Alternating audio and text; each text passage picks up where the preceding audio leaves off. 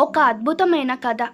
రాము స్టేషన్లో తన టీ అమ్మే కప్పులు, టీ బ్యాగులు, కెటిల్ సర్దుకుంటున్నాడు. అనుకోకుండా అతని దృష్టి ఒక వృద్ధ దంపతుల మీద పడింది. ఇద్దరు చాలా ముసలివాళ్లే. భర్త ఆసరాతో భార్య నెమ్మదిగా నడుస్తుంది.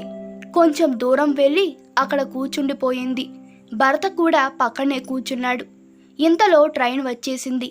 రాము తన సామానుతో బండిలోకి ఎక్కేశాడు, టీ కాఫీ అంటూ అరుచుకుంటూ. సాయంత్రం తిరిగి వచ్చేసరికి కూడా ఆ దంపతులు అక్కడే ఉన్నారు. ఇక్కడే ఉండిపోయారేమిటి అనుకున్నాడు. చీకటి పడబోతుంది, వాళ్ళు కదల్లేదు, అక్కడే ఉన్నారు. రాము వాళ్ళ దగ్గరికి వెళ్ళి, ఉదయం నుండి ఇక్కడే ఉన్నారు, ఎందుకని ఉన్నారు? ఎక్కడికి వెళ్ళాలి? ఎక్కడి నుండైనా వస్తున్నారా? ఎక్కడికైనా వెళ్ళాలా అని అడిగాడు. ముసలతను జోబులో నుంచి ఒక కాగితం తీస్తూ, బిడ్డ, మా ఇద్దరిలో ఎవరము చదువుకోలేదు. ఇందులో మా పెద్ద అబ్బాయి అడ్రస్ ఉంది.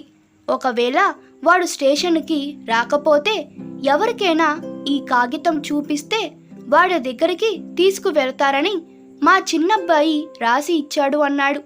కాగితం చదివిన రాముకి ఏమి చెప్పాలో అర్థం కాలేదు. అతని కళ్ళల్లో కన్నీళ్లు చుక్కచుక్కగా రాలుతున్నాయి. ఆ కాగితంలో ఇలా రాసి ఉంది, దయచేసి వీరిద్దరిని మీ టౌన్లో ఉన్న ఏదైనా వృద్ధాశ్రమంలో జాయిన్ చేయండి. మీకు అనేక కృతజ్ఞతలు. ఇలాంటి కొడుకులను కనే కంటే పిల్లలు లేని దంపతులుగా మిగిలిపోవడమే మంచిది కదూ.